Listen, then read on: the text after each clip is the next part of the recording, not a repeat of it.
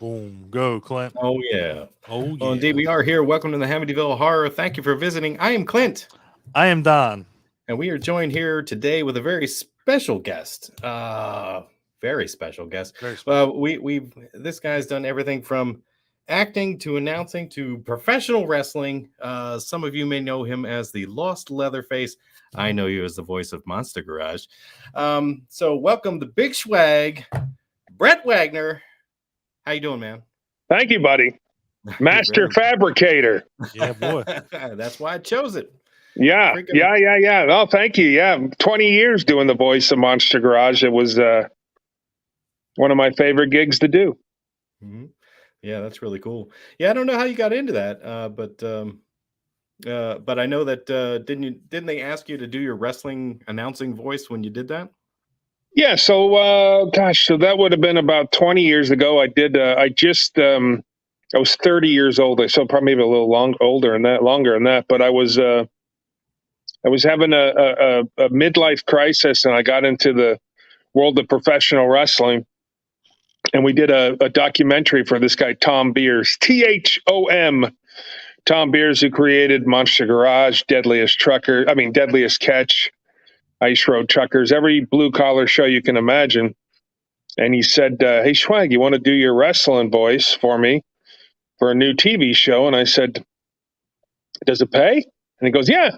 I said, man, let's go. I mean, I would have done it anyways. I stayed friends with this guy because I knew he was very smart and he was always coming up with stuff. And he said, I got this show called Monster Garage with this bike builder, Jesse James. And I knew who Jesse was at the time. He was starting to make a lot of noise in the business with his cool bikes, and kind of went from there. And I said, can I use my wrestling name, Big Swag? And he goes, yeah, until Discovery Channel says, no. I was just trying to brand myself, trying to use the wrestling thing. And there you go. That's how it happened. That's very cool. Very cool. Oh, yeah. I watched the shit out of that show. Yeah, so did I. For several years, because I just loved how the whole way that was done, where they just pick a really ridiculous project and assemble a team of people who'd never met each other before, and then just try to throw this thing together in a couple of days. So it was pretty cool. So a good time. Yeah, that stuff really happened. There's a lot of, you can watch a reality show. I know you guys can watch a show and go, that's fake. Oh yeah, 100%. You hear them. Yeah, sometimes it's funny, but then I get a little mad when I watch something like that, and within 10 minutes I know it's fake, especially if they're getting good ratings. Then it really bothers me. Then it's like, wow, these people are just don't get it. This is fake. But yeah, that was one of the first. That show spawned all the, there'd be no Orange County Choppers. There'd be none of that stuff if Monster Garage didn't happen first. And it kind of took, these guys who were mechanics, and people I used to look at the guy next door who was, when I grew up and just had all these VW buses and bugs everywhere. And I just thought, it's just a dirty mechanic. I didn't know any better. And then when I started doing the show, I was like, oh, maybe that guy, I should have given that guy a shot and gone over and said hello to him and looked at what he was building, because it kind of made people look at the guy next door as a mechanic or some guy that's working with his hands, a fabricator. And it made them go, wow, this guy might be building something cool. Yeah. Yeah. Oh, they built a lot of cool shit, man. For sure. I was like, wow, some of this stuff is just off the wall, but it's still cool to see from start to finish. It's like, damn, that's got some skills right there. Yeah. Absolutely. I get jealous. Yeah. I wish I could build shit like that. We just do a listen, I wish, people always ask me, I wish I knew how to work with my hands, with all the, I've been very lucky to host, be on there doing the voice. I hosted a drag racing show called Pastime for 7 years. And I've been lucky to be on TV a lot, not just doing the acting. So if I could build with these things, you know how much money I'd be worth right now? You know how much shop I would have, the cars, the bikes. I would, but I just BS. So, hey, well, that's all right. Hey, that's all right. There's some merit to that as well. You're right. Yeah. So I do want to thank you for coming on the show, if I didn't thank you already. And of course, a mutual friend of ours, Matt Burns, for getting us together.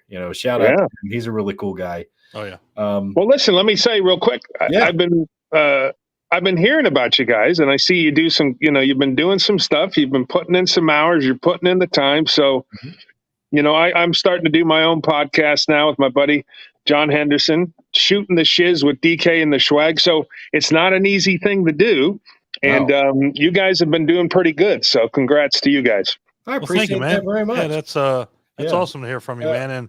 And we think you're pretty big top yourself. You probably may not, but we do. I mean, you've been in a lot of stuff. We've seen, your credentials and we think very highly of you. Definitely. Hannah Montana.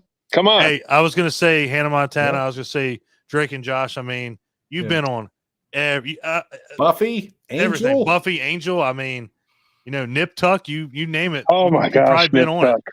So when you're an actor in Los Angeles, right? So I've been doing it for, I think 30 years now. So if you go back when you're a young actor in LA, this is the kind of stuff, your age, and I'm a big guy, 6'5", and I used to have the flat top, and I understand comedy really well and humor. So you'll go in an audition for Nickelodeon, for Disney High Def, and people go, "You're on Hannah Montana." I'm like, Hannah Montana paid very well. Disney, any of the Disney shows, they pay next week. You're not waiting for 2 or 3 weeks to get a paycheck, and they tend to bring you back in. And listen, man, I'd love, to this day, I love all that stuff, especially all that kid stuff. It's, people will see you and go, "What were you doing on Hannah Montana?" And I go, "What were you watching Hannah Montana for, you 50-year-old dude? What are you doing?" Damn, we got called out. Shit. I got it all DVR'd watching it. Damn it. Yeah. But so, it's just, as an actor, you don't, I mean, you obviously, if you get big enough, you have choices to say no to that stuff. But, I wouldn't want to say no. It was a great experience. And, Miley Cyrus was very nice to me, and her dad was really cool. Billy Ray? Billy Ray Cyrus was really nice. And it was pretty cool. Yeah. Yeah. No, that's definitely. awesome. Yeah. I mean, you can say you were on, one of Disney's biggest shows and one of Nickelodeon's biggest shows. So, I mean, not a lot of people can have that under their belt. No, and this is here. I'll give you so the guy that played Billy Ray, Miley Cyrus's on Hannah Montana, her brother. So that guy he was also on a show called Kicking It for Disney, and I did an episode of Kicking It, and I'm like, man, you sure look familiar. Like, he's like, yeah, you were supposed to give me a tattoo on Hannah Montana. That guy was direct. So he grew up in that in that Disney kind of stuff. And here he is on Kicking It, and he's, one of the lead actors on it, obviously one of the older ones, but he was also directing. And, that's a wonderful, if you know what you're doing, that's a wonderful world to be in and grow up in, doing all that Disney stuff. And, we do see obviously some problems with some kids later on in life, but majority of them have a good time, make some good money. And when they hit college and they're 18 years old, they got a nice fat bank account to get a nice car. Yeah, no doubt. I mean, again, those are, some of the most popular shows on the channel. So it's like, reruns now. I mean, if they're still running those, there's people still getting royalties. And yeah, I mean, it's, and again, you can put it on a resume. It's like, I was on Hannah Montana. I was on Drake and Josh. I'm like, I was on my own podcast. I'm amazing. Oh, wait, that's not as cool as Hannah Montana, Drake and Josh. So Drake and Josh was fun. Those guys, that one guy lost a lot of weight. Oh, he sure did. I forget which one it is, Drake or Josh, but he's still doing good. I mean, look at those. You learn those things are so much based on humor that if you don't understand humor, you usually won't get those gigs. But if you have a little bit of sense of improv and humor in you, and like that's, I'm an improv god. I like to say, like, you can say anything at me and I can go and, okay, switch, do it, whatever you want, I'll do it, and I'll switch it and I'll be funny. And the world of professional wrestling, when I got into that later on in life, that really helped my acting, because sometimes you got to go into you're in an auditorium with 1,000 people and I got to get them to boo me.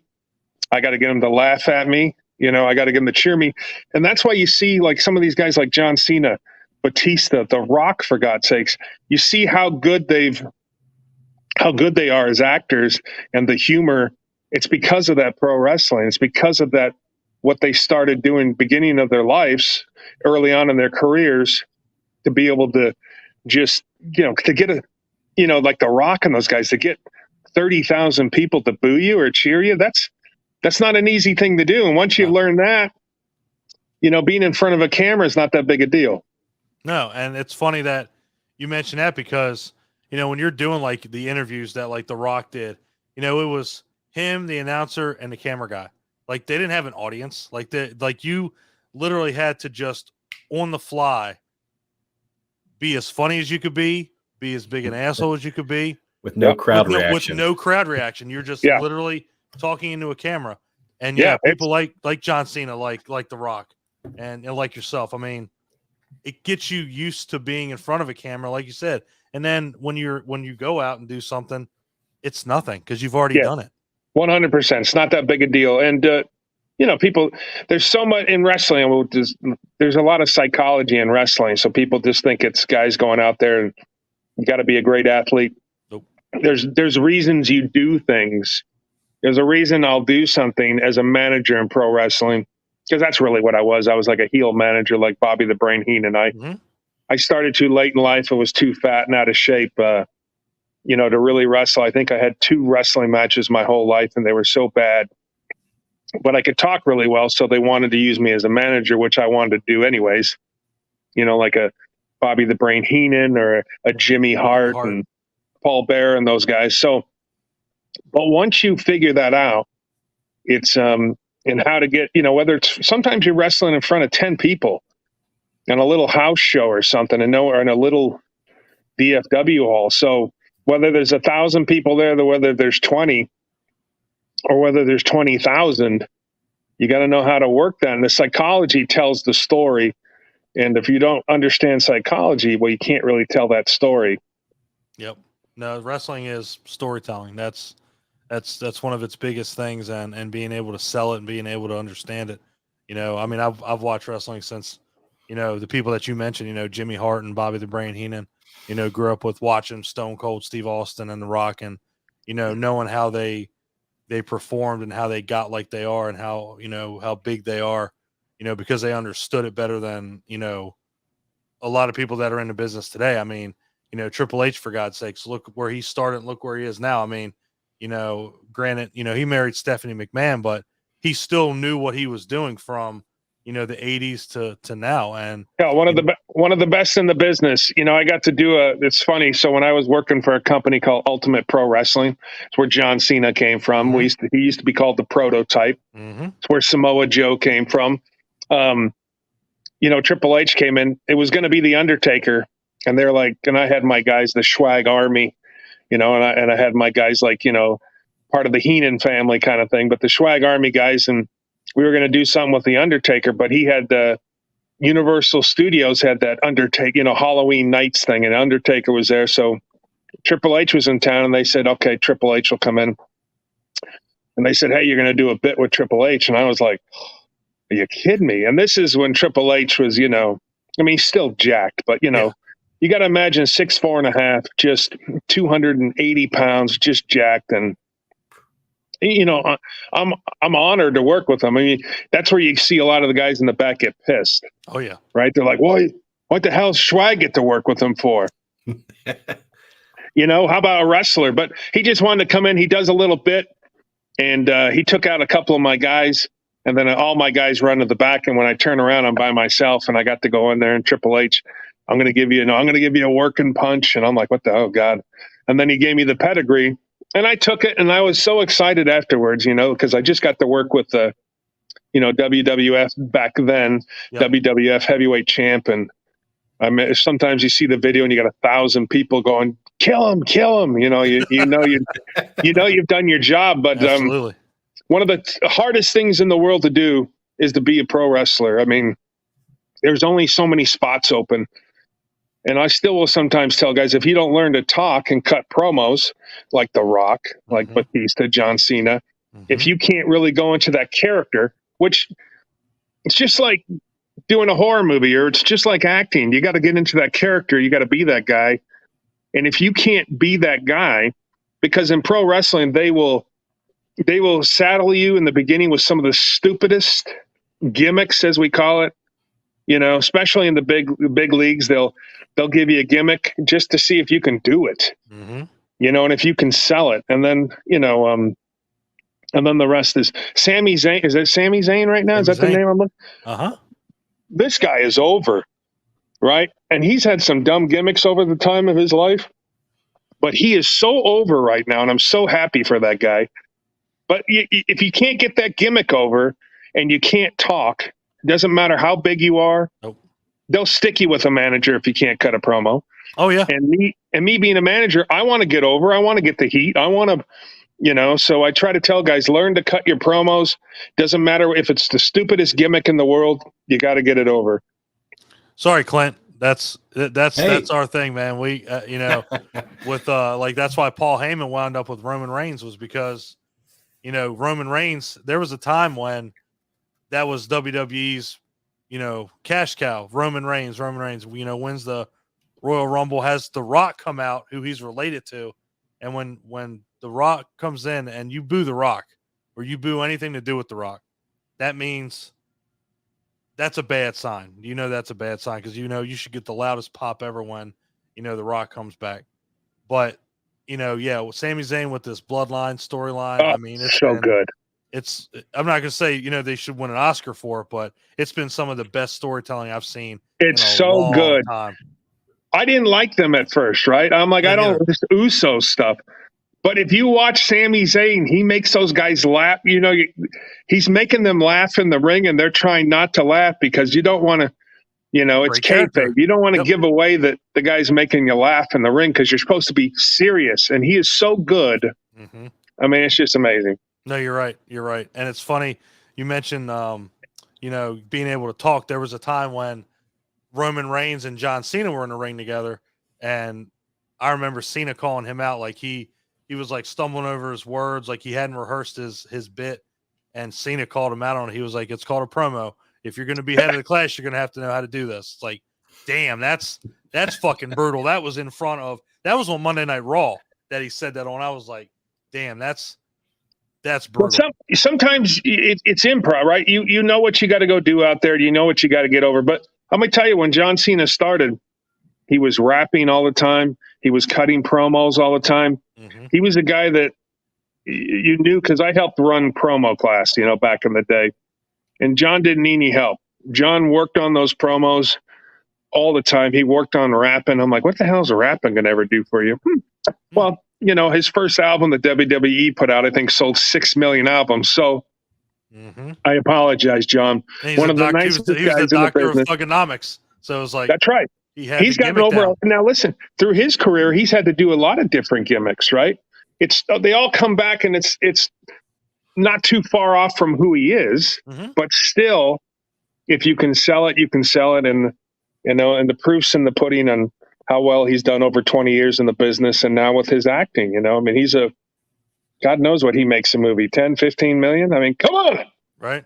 I mean, but there again with you, it's like, you know how to do that. So obviously, you know, you doing the wrestling and you being the manager and you doing the acting, I mean, you're not that far off from these guys either. You know, like you said, you kind of came into it later, but, you know, don't take anything away from yourself, because, you know, you do a lot more than some of the people that are in WWE that are never going to make it. So, I mean, well, I'm an entertainer, right? So there comes a time when you look, I do everything, just like you guys are doing podcasts, and I'm sure you guys have other jobs that you do, right? So I used to throw people out of bars for most of starting when I was like 17 years old. I was throwing people out of bars, you know, going to high school, playing football and doing that. And then I started doing bodyguard work. And then when I realized I wanted to be an actor, you know, I had to have my days free. So that's what I did at night. I threw people out of bars. And then when I started making enough money as an actor to quit that was a beautiful thing, to get out of the throwing people drunks out of bars. But when the opportunities came to do radio, I did radio. I didn't know what I was doing, but I did it. I did a streaming show way back when called Wrestling 101 with Samoa Joe. John Cena used to answer our phones. I mean, for God's sakes. And I didn't know what I was doing, but you do everything, because you never know. I learned as an actor, if you say no, they're going to find someone else, right? So in life, you got to take chances. So I've done radio shows. I've hosted my own podcast. I'm the voice of a TV show, Monster Garage, and fill-in host. I've been the voice of a lawnmower company for 20 years called Bad Boy Mowers in Arkansas. So I consider myself an entertainer, because you never know. It's tough to be an actor in this town, sometimes, because I feel like I'm a good actor, but it doesn't mean you're going to get the gigs all the time. There's so many guys that are going up for these roles. There's so many big guys. And now I'm older, I'm grayer, I'm 55 years old. So you have to, like, what's the next chapter of the big swag? What's it going to be? I love doing radio. I love hosting shows, but I will do whatever it takes. I love doing the monster trucks. I didn't think I could do that 5 years ago. And I told the guys that they were fans of mine from Monster Garage. And the guy said, why don't you come out and MC for us? And I'm like, I know nothing about monster trucks except I watch them, and these are mega trucks. So let me get that straight. There's a difference between the monster trucks that you see on TV and mega trucks when you go to these mud parks. And I've been working at Iron Horse Mud Ranch in Perry, Florida, and I had no idea what this stuff was. And I was panicking. They're like, don't panic. You'll get it. You'll figure it out. And I did. 5 years later, I'm still doing it twice a year for these guys. And I love it. But as an entertainer, it's like if I said, Don and Clint, I want you to go, you're going to go get killed in a movie tomorrow. You're going to play some bad guys. You guys would go, okay, let's do it. Right. You wouldn't say no. You can't be afraid of it. You just got to go do it. No, it's kind of how we got started. We were scared to death to do this thing. We were like, holy shit, like people are going to hear us. People are going to see us. What are we supposed to do? And our first episode was 3 hours long. Me and Clint had to put a screeching tire sound on the track and be like, hey, letting you know the last half hour of this show literally just went into chaos. We had to take it out. And now we're like, just saying, now we're nominated for Podcast of the Year on the Snobbies with Scene Snobs. So I mean, to come from where we were to now, I would have never thought we would be where we are, but we took a chance. We said we wanted to do it. We kept doing it. And it's just like everything else. You just get better at it. You know how to handle yourself. I mean, a podcast is honestly like one big giant promo, like you're talking about something. You got to know what you're talking about. You have to have that voice to do it, and you have to be able to handle it. And, I think we've gotten it down well, and everything takes practice, everything takes experience. So yeah, if you told me, you said it's taking a chance. It's taking a chance, right? If you don't take that chance, you'll regret it. I was 30 years old, and I was having a midlife crisis. I was like, sometimes the acting was all right, but I was still throwing people out of bars, and I was just like still going on. I was like, man. And then that wrestling came about. Rick Drazen, he's not with us anymore. He passed away.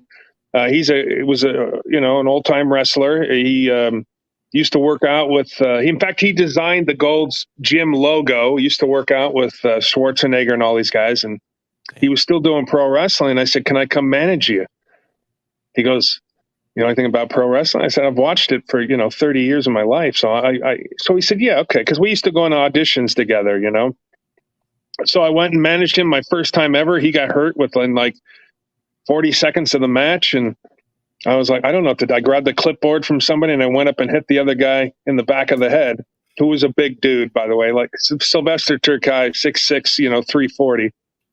So I just improvised, and I forget what he did to me, but then I was making money. I didn't get paid money to do pro wrestling. I started making a little money later on, but it was just for the love of it. And I'm a guy like you. I wanted to try something different and see where it took me. And it was just an experience. And so, I'll write a book. I'm starting to write a book about all the crazy things I've done because Leatherface for a week, I think we're going to call it. I don't know what it is yet, but I mean, in life, especially if you want to do the stuff that we do, you got to take a chance. I mean, I think you got to take a chance in anything you do, but especially in entertainment business, you have to be willing to take a chance, and you may fail miserably, because I believe me, I have choked, as we like to call it. I've choked so many times at doing different stuff, but I'll still take that chance because, it may work and someone may see it, and just like I got the gig on Monster Garage. That guy Tom Beers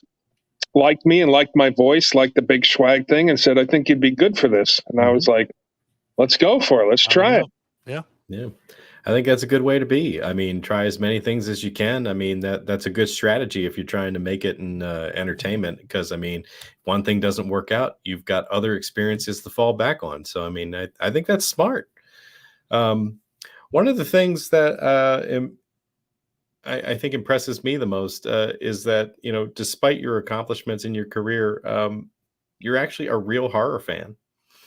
You know, I found it awesome when I came to realize that, you know, two of your favorite movies, you know, are, you know, George Romero's Dawn of the Dead and Fulci's Zombie. I mean, so Come do you have on. like do you have a big, you know, horror collection? You know, are you a guy Oh, who yeah. collects memorabilia and stuff like that? Because Well, yeah, you know, I have since the first movie I ever saw was Night of the Living Dead, 1967. Right? And Romero's. My mom said, I saw it was on, and she goes, "That's a scary movie." I'm like, "Oh, I can do." I forget how old I was, 9 or 10, but I watched it, and I was just like, I mean, let's give Romero credit. That movie today still, if you've never seen it, is a scary movie. You know, if you've never it still seen a holds up. movie, that For movie sure. holds up. Yes. Dawn of the Dead is my favorite horror movie of all time. I mean, it's just the 78 version. I don't know what it is about it. It's just it's real. I think, you know, something like that could happen. I mean, we're going through some stuff, you know, in the in the world now that you're like, how far off are we from something like that really happening? So I love the movie. I love the act. Ken Foree, for God's sakes, Right, and right. Oh yeah, you know, Savini's great, and Savini is so good at what he does, and then when he's so funny in movies, yeah, and you know, Children Shouldn't Play with Dead Things was another movie. That's yeah. Very corny, very corny horror movie, but really fun. And I think I've been trying to get these guys, a couple of my friends who got money to do the remake, because I just love the title. Titles are a big deal. Like when I go through Best Buy or Walmart and I'm looking for something to buy, a cover and a title, you know, I'm going to pick it up if I see it. The cover looks cool, the poster. Oh, let me check this out. Or if the title's good, you know. And if you don't have either, then I probably won't even pick you up. But right. yeah, I'm a big horror guy. I mean, Yeah. I got into acting because I wanted to be in horror movies, and it never happened for many, many years. I think my first horror movie was a TV show was Buffy or Angel, and then I started to get some other gigs, the Crazies, and you know, the Texas Chainsaw Massacre, and then John Dies at the End, Chrome Skull, and some other stuff I've done. So Big Freaking Rat, I love that. It's only in Germany right now, but if you go to heard eBay, of Big Freaking Rat. Yeah. We need to do that, Clint. Let's Big do freaking it. rat. Big freaking So rat, right if we there. Yeah, wanna see it, Thomas we gotta get Churchill. the I've done a German couple of movies version, for right? Thomas. Yeah, you know, Amityville Moon is another one I did for him, and we got a movie coming up called Desert Fiends, which I'm pretty cool. I'm going to be doing this with Yep. Sean Yeah, C. I'm part Phillips. of that campaign. Sean C. Phillips, yeah. Yeah, I mean, Sean's great. We got who's just got in there? Tom Arnold's going to be in. I'm a big Yes. Tom Arnold Yes. fan. I'm so excited to work with Tom Arnold, and there's someone else that's going to be in it. I can't say their name, but they're huge in the horror world, and I'm like totally pumped. And Bai Ling's going to be in it, and Robert Lasardo, who, you know, one of the ultimate tattooed bad guys. For God's sake. So I'm pretty excited to be in that movie, and you know, the independent scene is huge. People think that, you know, well, you know, listen, I've done movies that cost $100 million. I've done movies that cost 50,000. I've actually done a movie that probably cost $10,000, but I love doing the independent scenes in indie movies anyways, because you never know what's going to happen with that director. You never know what's going to happen with that movie, and it's still working. It's still acting. If you're not taking an acting class, if you're not taking a class and staying prepped, you know, and ready for stuff, when the opportunity comes and you're flat on an audition and you're just like, God, I should have booked that, but I was terrible. That's why you always got to stay prepared. So, you know, getting to do an indie movie in Vegas for a week and a half with Sean C. Phillips, or working with Thomas Churchill, a director I like, who's a good friend of mine, or some of these other people, it's like you can't say no to that stuff. You got to go do it, and look at Terrifier, for God's sakes. Look at, I didn't want to say Cocaine Bear, even though I love the movie's great. But Right. if you look at some of these movies, especially Terrifier 2, which were very low budget, Mm-hmm. and I can't tell you, if you go to these conventions and you see the line for the Terrifier crew and these guys, it's unbelievable. And you know that Damien Leone, the director, is going to, I'm sure he's got every major studio in the world throwing him scripts right now, or saying, we want to bankroll your next movie. So so you never know who's going to be the next guy to come out of the, that independent world that's going to do something. Well, I've mentioned it a lot of times with the people we talk to is, there eventually, there's a parallel right now between Hollywood and indie, and it's going to intertwine, and it already is, especially like you just said with Terrifier. Yeah. All these Snatch indie movies up these that are filmmakers who can do things on a budget. Yeah. And they're winding up in theaters. I mean, Cocaine Bear in the theaters, I would have thought that would have been like a streaming only. No, it went in theaters and made money. Yeah, that was probably a wrong choice because they had some pretty big actors in that movie, and I'm sure there was a decent budget. I just I really enjoyed that. I got to work in it was called El Tonto. I think they just changed it, but I got to work with Ray Liotta in a movie, and Kate Beckinsale and John Malkovich, right? So, and I only saw Ray Liotta on the set one day, and I got to say hello. Hey, how are you? And I wanted to say, because I'm really good friends with Robert Patrick, T-1000, Terminator. Nice. And I wanted to say, man, Robert's a good friend of mine. I loved you in Copland, where he shoved the dart up your nose, and now he's like, come on, this is. But yeah, so it's if you're going to be an actor and you want to work and you like the horror genre, there's a lot of opportunity, especially in the indie world, to do that stuff. And now with these movies, as we talked about, doing so well and making money at the box office, that it's the crossover is huge, and you never know what's going to take place. And don't say, well, it's an independent movie. Go do it. Go enjoy it. Because I still need, I need clips of my new stuff. I need to have that up on my reel. So yeah, I love that stuff. The opportunity, there's no small parts. People say, oh, I only had a couple lines. I don't care. There's no small parts, man. You never know who's going to see you, who's going to go, wow, that's the perfect guy I need I got John Dies at the End, right? Mm-hmm. Directed by Don Coscarelli. Phantasm, top 5 horror movie of all time for me. He saw the cover of Fangoria magazine. He said, we need something. He was talking to this guy, Brad, who was a producer for him. He says, I need something like that, something like that that's on that cover. And the guy said, how about I get that guy, by the way? Not only can we do that, I can get the people that did that makeup, and I can get that actual guy. And he said, go get him. And to this day, I'm so blessed. And that, that Fangoria cover got me a movie with Don Coscarelli, for God's sakes. And now he's a dear friend of me and my wife. And so, damn, you never know. Don't tell me that, because his ass will be on the show. Because Phantasm is one of my favorite. I just got done watching the first one the other day, and I got one of the spheres behind me. I absolutely adore Phantasm. Adore it. Oh man, it's funny that you just mentioned that, because I literally just got done watching it. Mm-hmm. So obviously you're a horror fan. You've been in horror movies. So let's talk about one that I hope people are keeping their eyes open for. I mean, obviously you were in the 2003 Texas Chainsaw Massacre, but you're in a little one that's called The Grind that we are following pretty closely. We had some of them on the show. Yeah, we know a lot of them that Josh that Adams. are in it. Amy, Angel, Cody came in for a little bit. The movie looks amazing. I wish you would hurry the hell up and get done, but with doing, like you said, the 03 Texas Chainsaw and then doing an indie Texas Chainsaw. I mean, is it a huge difference trying to compare the two, or just totally different planets. I mean, it's obviously when you're doing it. I also did a movie with C.J. Vecchio called The Evil Three, right? So, which is another fan film. The fan film stuff is really big right now. You know, Oh, yeah. Never Oh, yeah. Hike, I think, Alone in the Woods, and some of these other things are so big.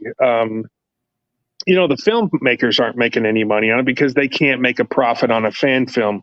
Right. But the yearning, that's not the demand for these fan films is huge. I mean, you can look at, you know, C.J. Graham, Friday the 13th, 6, I believe, and he's doing a couple of these fan films, you know.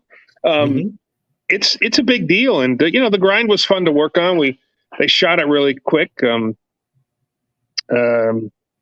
Frank Clarence, our DP, was so good at what he did. You know, he makes it look really good. So I'm excited for when that comes out. I don't know if it's going to be, you know, how long it's going to be, 20 minutes or 30 minutes. But yeah, it's fun to do it. That was, you know, a year ago. I was out of town for 8 weekends in a row doing gigs.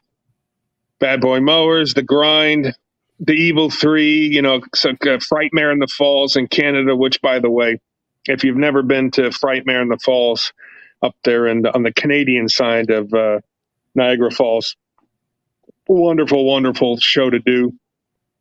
And yeah, I mean, you know, there's a big difference when you're doing $100 million movie, and if you've never been, things are a little more stressed, obviously. And you know, I will go. I'll either go if I can. I mean, I've been doing it long enough. I know how to ask to be polite and stay out of the way and watch the set, because I love to watch, and I love to watch the actors work.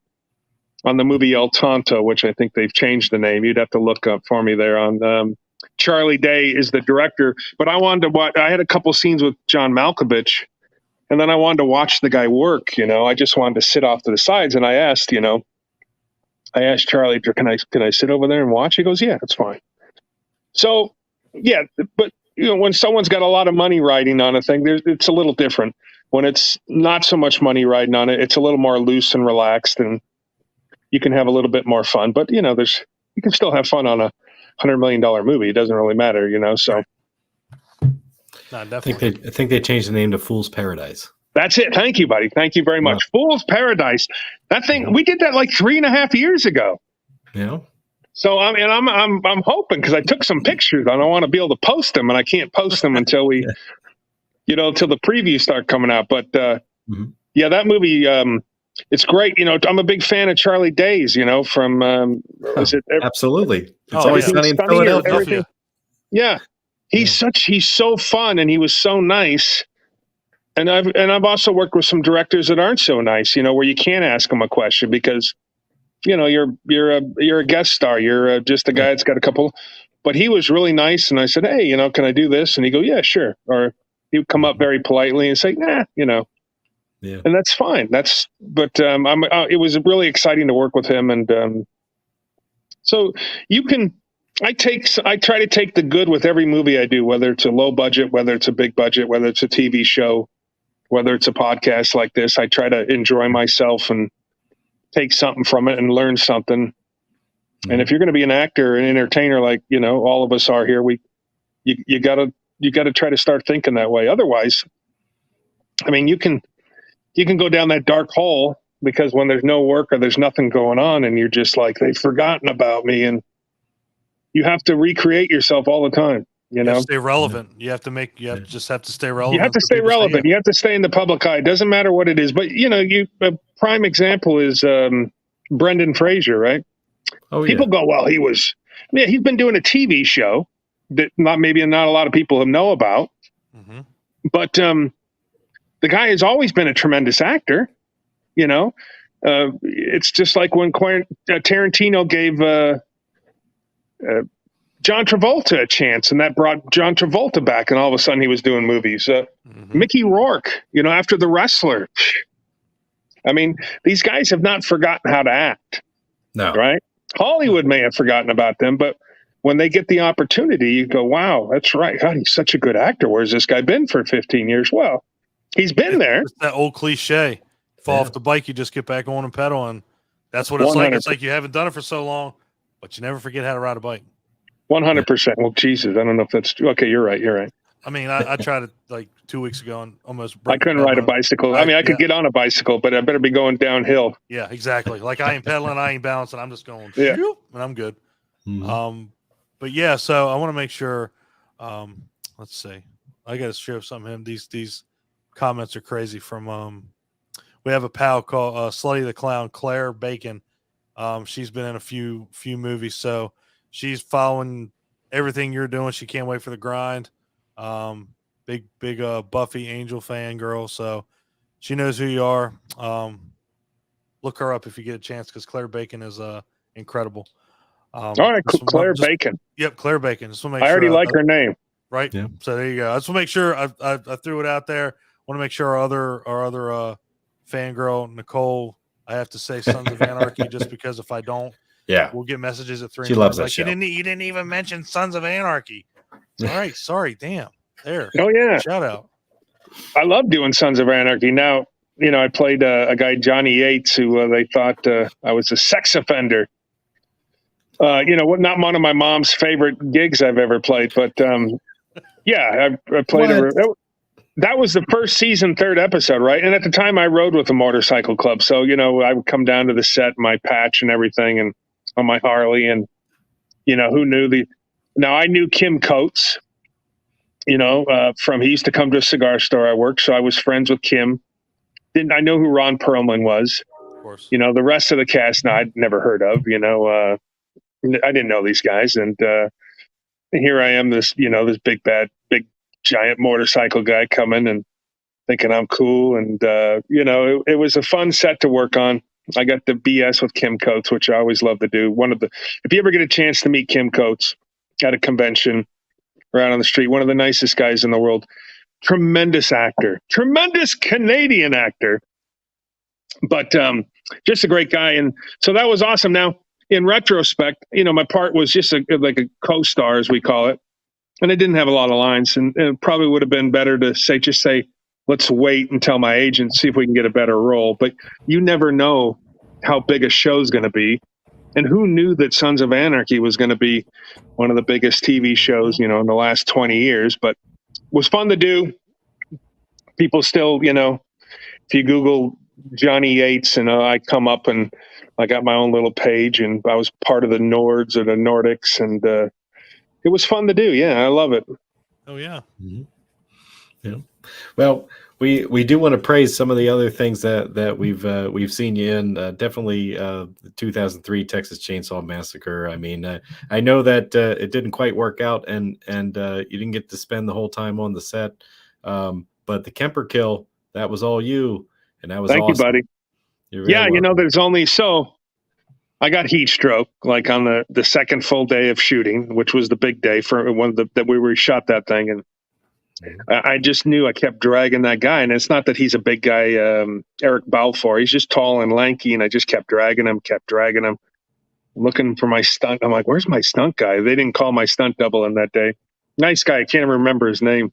I don't even think it's in the credits on IMDb, because I always try to look that guy up that was our stunt double. But they didn't bring him in that day, and I kept dragging him, and it was so hot. I think it was July or August in Austin, in this house with black mold all over the place, And I remember I fell down, and I said, I got to get this mask off, which is fine. I got outside. I drank like 7 Gatorades. I said, I think I'm good. But the problem is when you get heat stroke, I just stood back up, and my muscles in my back went like that. So that I still had to continue to drag him to finish the scene. One of the grips had a skateboard, so we threw him on the skateboard.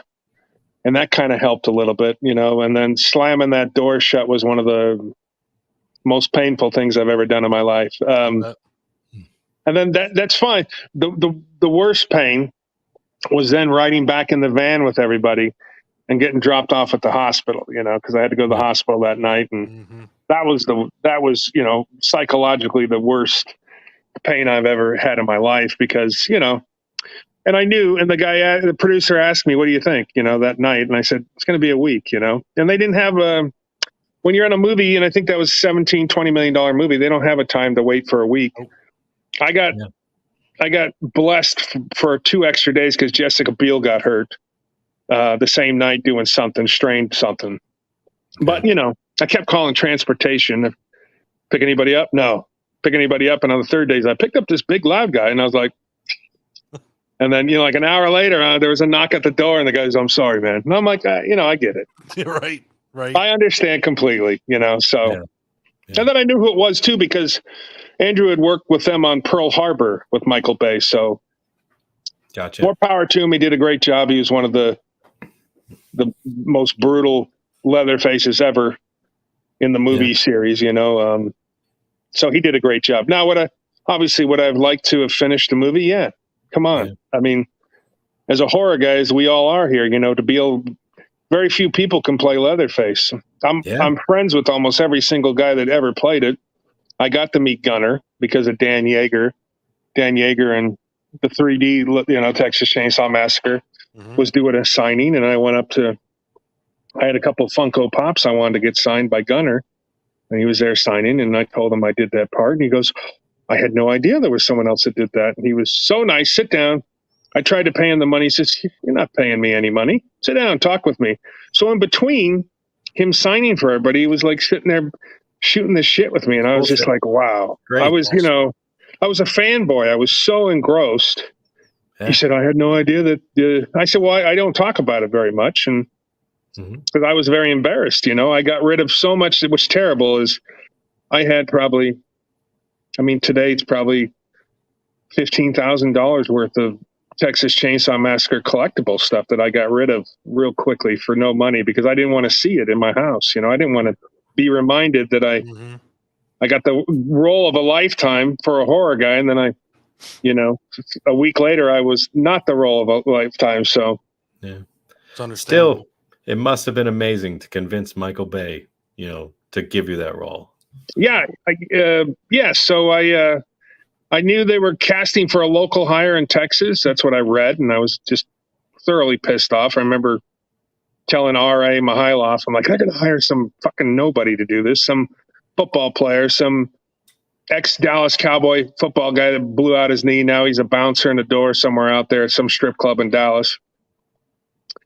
And I saw that I went for a commercial audition. And I saw TCM, because when you go in for a commercial audition, there's different rooms. One will say Taco Bell, Ford, and then it said TCM. And I was like, it's got to be Texas Chainsaw Massacre. And they were casting they couldn't find one of the girls they wanted. So I called my commercial agent. He called that lady up and said, "Have you cast Leatherface yet?" And she said, "No." She's like, "Well, can Brett come in?" She said, "Yeah, why not?" So I went in the next day. I went and bought some cheap-ass suit. And I was huge, 350 pounds. I was big. Went in there and just, I said, "What do you want to do?" I said, "Roll the camera." And I said, "Mr. Bay, you don't want to waste this gig on some bouncer, some friend of a producer. You can, but that's, Leatherface was this big, meaty son of a bitch. He was a bastard. He was mean.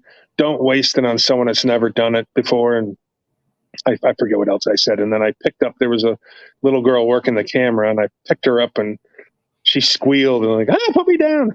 And then I said, "I'll see you in Texas." And I walked off camera, put the chick down, and the casting director, "Is that what you want to do?" And I said, "Yeah, why not?" I took took a chance, right? Took a chance. And the next day she called me and said, "Michael Bay thought you were funny. You're hired." And I was like, "What?" So then I call 1,000 people. First person I called was R.A.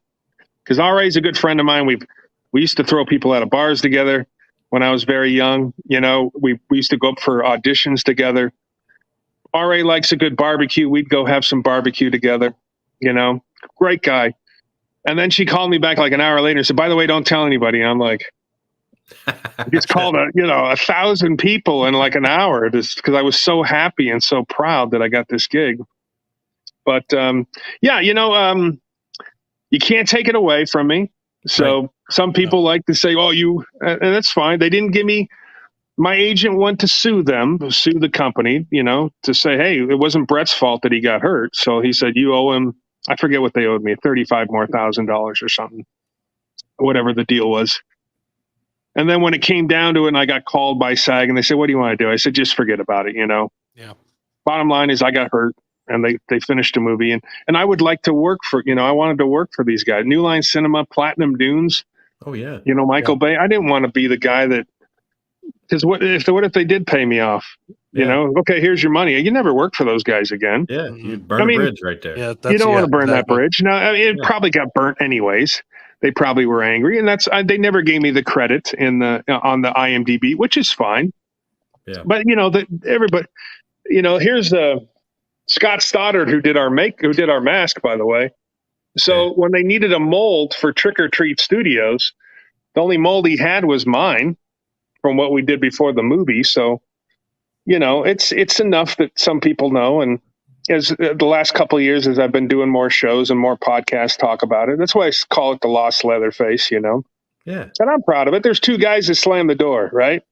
Yeah. Me and Gunner. And that's, right. Yeah, exactly. it's I was very proud of the fact, and I'm proud that I'm friends with 99.9% of all the guys that have played Leatherface, and got to sit next to Mark Burnham and Bob Elmore at Creep IE Con, which is a hell of a show, by the way, a hell of a con up here in California. And it was pretty cool to meet Bob Elmore, BS with him, and Mark Burnham, the new Leatherface from the Netflix show, such a nice guy.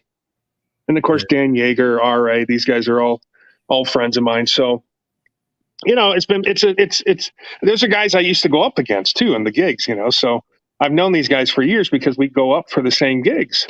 But yeah, I'm still proud of the fact it just took many years to, really talk about it and say, hey, yeah, that was me. And, I'm friends with our director, Marcus Nispel. Try to do some shows with Marcus. Marcus is a great guy. Marcus has directed two of the biggest grossing horror movies in the last 30 years. Mm-hmm. Texas Chainsaw Massacre and the 2009 Friday the 13th. Yep. I mean, and he's a great guy, and he's starting to do conventions. So, the convention circuit's pretty cool. This year, I am very well booked and doing some big things. In fact, I got Horror Hound weekend coming up in Cincinnati. So I haven't done that in 10 years, and so I'm pretty excited. Yeah, should be. That's awesome. Yeah. But my favorite movie I've ever done was The Crazies. Yes. Let me just tell you that was one of the most fun movies. Breck Eisner, our director, made it so fun. Chris Carnell, who's not with us anymore, a stuntman who passed away, who's also the miner in My Bloody Valentine 3D, who was one of our stunt coordinators that I became really good friends with. He said, because they didn't like my stunt double very much, and they said, can you do a full burn? And I said, yeah. I've never done a friggin' burn in my life. And so Chris looked at me and said, have you ever done a burn? I said, no. He goes, so he had to think for a second. He goes, yeah, he could have gone and snitched on me and said, this guy doesn't know what he's doing. But he said, all right, let me tell you what's going to happen. And if you've never been ever been on fire before, it's freaky. Can't say I have. So no, you've done one more thing I haven't. That's for damn sure. Yeah. So that was a fun thing to do, but yeah, man, I've been very lucky when it comes to, but you put in the work, you put in the time. I've been doing it for 30 years. So, but I'm 55. I would hope to think that I can live for another, 25 years would be nice at least, and get some more gigs. I'm obviously a different look now, and not as physical as I used to be or can be. So it just changes. You got to throw on a suit and tie, and I've been going in for a lot of young diabetic fathers lately, which is great because I'm diabetic anyway. So we go in for these Ozempic commercials and all this other stuff. And it's adaptation. You got to adapt. You got to go with the times. That's what it's all about. You do. I would love to have a mohawk. I love my mohawk, right? But you can't just, because you'll get an audition for something, and you're going to play a young father or a grandfather. Well, they may not think a grandfather has a mohawk, so they can't visualize it. Right. Yes, can't visualize it. They yes. didn't have the cool grandfather then. They didn't know what they were doing. See, and then there's Claire. You're amazing. She just says you're amazing. So Nutty, okay, S7 Nutty. That's on Instagram. Yep, she's on Instagram. She's on Facebook. She's pretty much everywhere. All right, I'll find her. She says you're amazing. So well, thank you, thank you, man. Definitely agree. But the thing is I'm just a normal dude, right? I'm just like you guys. I work my ass off to pay the bills, make my wife happy, and just stay ahead of the curve. I mean, Yeah. I would love to leave California where I live now, but it's tough. My wife works in the business doing payroll for TV shows for Warner Brothers. And, there's only a couple places you can really go. You can go to Atlanta, which is huge as far as acting in movies and TV. You can go to, I think Tyler Maine's out that way in Georgia. Mhm. You can go to North Carolina, and they film enough. You can go to Louisiana, which is way too hot for anybody. Or you can go to Yeah. New York, which is way too crazy and cold. Mhm. So you got LA, you got Atlanta, and New Mexico is starting to be another big, because of Breaking Bad. When they were filming there, a lot of places, and you get 3 different seasons there, right? True. They got snow, they got everything you need there to film, and Netflix and I think Amazon built studios there. So I'm just waiting to convince the wife to say, "Let's get out of here, babe. Come on." But she loves LA. She just went to a big screening. She loves. She just went to a big house. What is it? Not house. It's House of the Dragons. So she went to a big Q&A Yeah. tonight with all the House of the Dragons folks, and Game of Thrones thing. got all dolled up because she wants to take pictures with the cast, and I think it's great. It's That's cool. yeah, it's pretty cool. So That's awesome. as long as the wife's happy, that's I'm happy You as should well. You so. should be safe. You should Yeah. be safe. And she's good with swords, so I don't want to really piss her off. Yeah. Be careful there. Yeah. That's it's not a skill my wife has, thank God. Yeah. So So I did check out another movie of yours recently, and I'll recommend it to anybody who's watching right now. I caught Bloody Ballet from 2018, currently on Tubi. So you got to work alongside the likes of Debbie Rashawn and Caroline Williams. So, Now that was Brett Mullen, director. hmm? Yeah, that's that was cool. I think it's gone through a couple different. It had a couple different names. I think when we first started them, it was called Phantasm or something, or Phantasma. But Brett Mullen, really good director. And I got to work with. And I've known Caroline Williams a lot from doing a lot of the horror stuff and going to in LA and everything where she lives out here, I believe still. And that was fun. That was filmed in Virginia, I believe, and independent movie. Brett Mullen is a really good director. He does a lot of commercials for people, right? For businesses. He'll do like a corporate video, and he's so good at that. He's in such demand for that I think it takes away from him doing some of his movies. But a really good writer, really good director, really good cast. He's another guy that I like working with, and hopefully I keep bugging him. When I see him on Facebook, I keep saying, "Come on, buddy, let's go. What's next?" Because he's he is really way ahead of the game as far as directing is. Yeah. Oh, it looked really good. Yeah, and I had to say, I didn't look it up before we did this, but whoever did the special effects on that freaking killed it. Yeah. I mean, there was a scene when I saw it, I went, "Fuck," and I cringed. Like, I can't look because I'm on my phone. I got you. Hold on. See,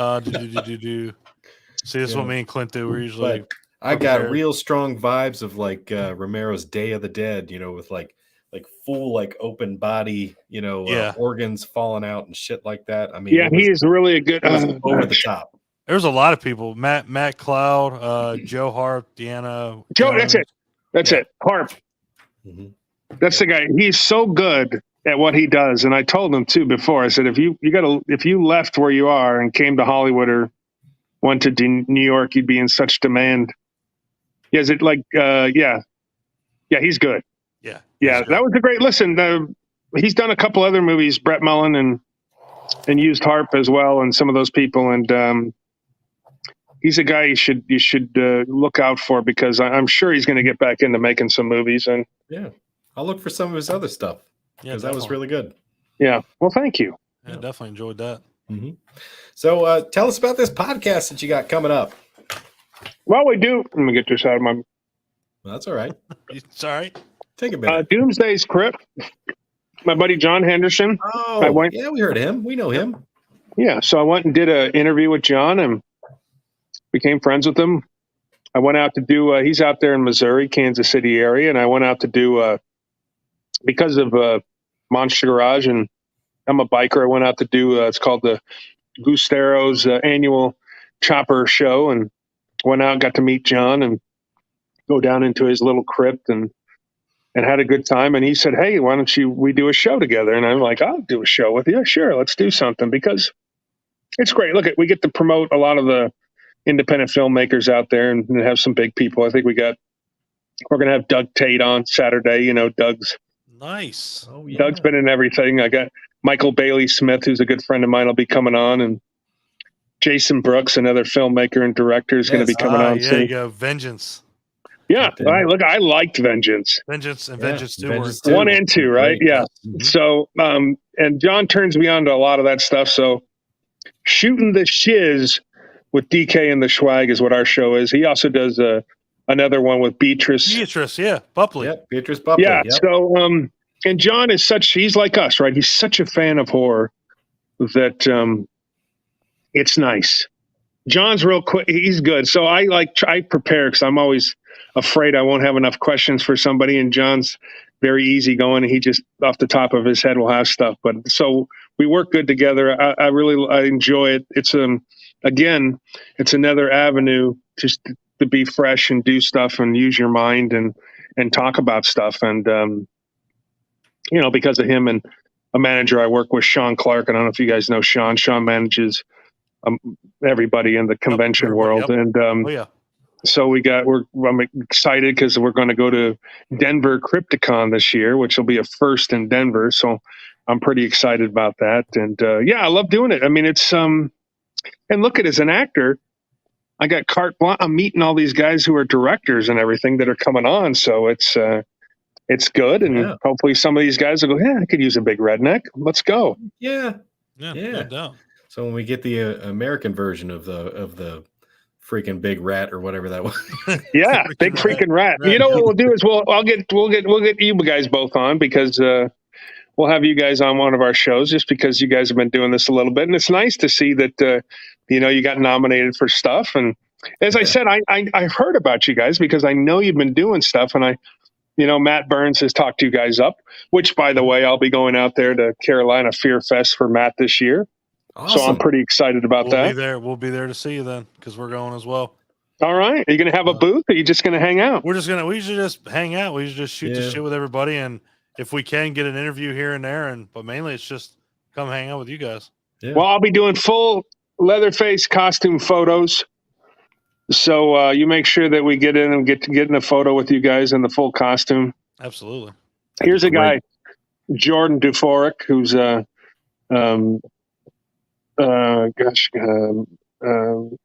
Horror School Customs. Hope I said that right. He does my costume for me because it's tough to get an accurate costume and mask. So I do all this stuff with Jordan has got me the costume and everything over the last couple of years, which is great because people love to get pictures, at these things with people in costume, and I love to do it, so it's fun. Yeah, I'm excited about it. I was supposed to do it a couple of years ago, but COVID hit and I don't think they had it. And so Matt's been, in fact, I'm doing some voiceovers for a movie that Matt was a producer on, and I'm trying to think of what it is now. They just finished shooting it, I think, end of last. Is that the only ones? Yes. Something like that, right? Yes. Yeah. You're right. The only ones. That's what I thought. I think so. That's it. I'm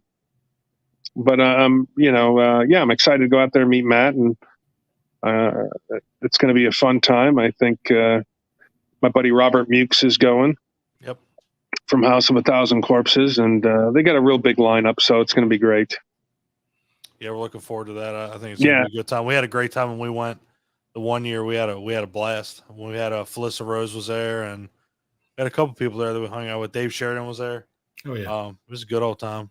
You're getting a shout out from old Peter Anthony, giving you a Peter shout Anthony. out. Yeah, so there's another guy, right? There's another director and producer who's making waves in this business, and don't be surprised if one of the Bloomhouse or one of these people come up and say, here's 5 million, here's 10 million, let's go. You know, He's Yeah, very talented. yeah, I'm excited. I think he's going to be a horror hound, so I'm going to say hello to him. And here's another guy director I'd like to work with, and I think Peter stays in the weight room a lot. I don't like it when directors are buffer than, bigger than I am, but yeah, he's a fucking beast. He's so I'm hitting the weights hard. It's tough when you get to this age, but I keep telling my doc, give me some legal steroids or something, or some growth or something. Right, just something, just for a little bit, something to make it easier. But that's right, that's right. Yeah. Well, look, man, Clint, you got any other questions for the man here? I know you had a lineup. Yeah, no, I got some throwaways. I think we asked the important ones, and I really appreciate you coming on with us tonight. It's been super awesome to have you. And I'm really glad that we got this put together as quick as we did. But I wanted to make sure that you had a chance to highlight anything else that you wanted to talk about, upcoming projects, or just where people can find information about you, and what you got going on. Instagram, The Big Schwag. Facebook, Brett Wagner or Brett Big Schwag Wagner. I do get a fan page. I hate it when I got to go through my regular page, and then I look for birthdays. When it's someone's birthday, I look if I've talked to them, and the last 10 years, if I haven't talked to them, then I feel bad because I'll erase them to add someone else. And then usually, once you do that, it never fails. Like a week later, what happened? Man, I've been following you for 15 years. I'm like, I don't know what happened. Let me, I don't know. Must have been Facebook. But Facebook, Instagram. You can, Horror Hound coming up. I'm real excited about that. I'm going to be with my buddy Doug Tate again, and we got to get. Has Doug been on your show yet? He has not. He's not. Got to get Doug on your show. Doug is a true entertainer, not just an actor who does horror. He's an actor. He's a director. Of course, the Jack Link Sasquatch, for God's sakes. Yeah. So, he's a really good guy. The Dan Yeager's a great guy. R.A. Mihailov, obviously, all these guys. And we'll try to get you on. Of course, follow me on, the Doomsday's Crypt and with John Henderson and Shooting the Shiz with DK and the Schwag. And we're just trying to be like you guys and get to do some interviews, some good people. And we're trying to be like us. I think we're trying to be like you guys. No, come on. We're just trying to have a good time and keep busy and spread the word, especially about all the independent stuff out there and all these really fabulous directors and writers and maybe new actors you've never heard of, and give an old guy a shot at something. So what's that movie I'm coming up in with that changed the name? There's Fool's Paradise. Fool's Paradise. So look for Fool's Paradise. I think it's coming out in May, where I play John Malkovich's bodyguard and limo driver. And that's about it, man. Hopefully I will see you guys at Carolina Fear Fest, if not sooner, someplace. Absolutely. That's the plan. Yes, sir. All right, man. Wow. What a fun ass time, man. Thank you again, like Clint said, for getting it together so fast. It's been a blast. Mm-hmm. Thank you guys. Appreciate it. God bless. You too, brother. Look Have a forward to good your night. podcast. Sweet.